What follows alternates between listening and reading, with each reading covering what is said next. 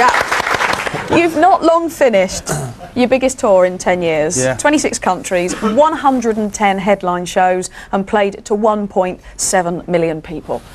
How was it? It was pretty good, actually. It's the only tour we've ever done where we've not pulled any gigs. So we managed to do them all. It's great. 110 shows. Did you always know where you were in the world, or do you have little stickers on your monitor? Hello, Cleveland. I don't talk to the crowd at all. If I can help it, I'll let Liam do all that, and he doesn't say much anyway. But did you always know where you were? Is it one of those things that's like? Yeah, it's always stamped on your passport, isn't it? I mean, I'm not one for going, you know, Chicago. How are you doing? Oh, it's that rubbish. But when get in there, play the songs, give us the money, let's get out of here. What do you think was your favourite gig on the tour? Well, the ones at Madison Square Gardens and the Hollywood Bowl, all the big prestigious gigs we've done were good.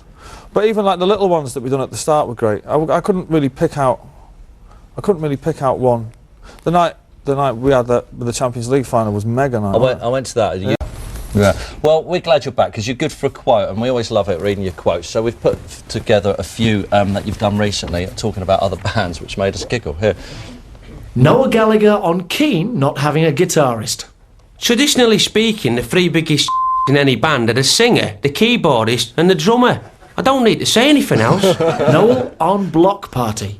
Every time I read an interview by him, they're talking about their favourite music. Yeah, I heard a Bjork B-side that was interesting. It's either good or it's bad, so it either makes sense to your brain or it doesn't. There's no such thing as interesting. Noel on Madonna's comeback. She ran out of ideas some time back. It's also 80s now.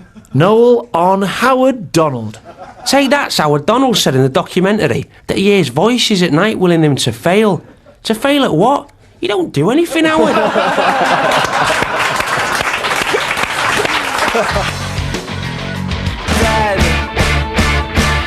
Noel, Carl, Enemy this week did a survey to find out the 50 greatest rock and roll heroes ever. You're both in it. Noel, you're number 7. Carl, you're number 5. Let's have a look at the list. What do you make to that? I'm kind of happy with that because I'm getting on a bit. I did have a look at it, and no one is getting those. No. I don't 10 years ago I'd been. No, to be honest, I remember like years ago, listening. It was the first single I heard was. This could be a long story. But it's a good one. Sit your asses round. No, maybe the Garden Grove. Anyway, that song was the first band I heard who had melody and passion and intent. So that inspired me greatly. And after thank you, did you hear that? That's a pleasure.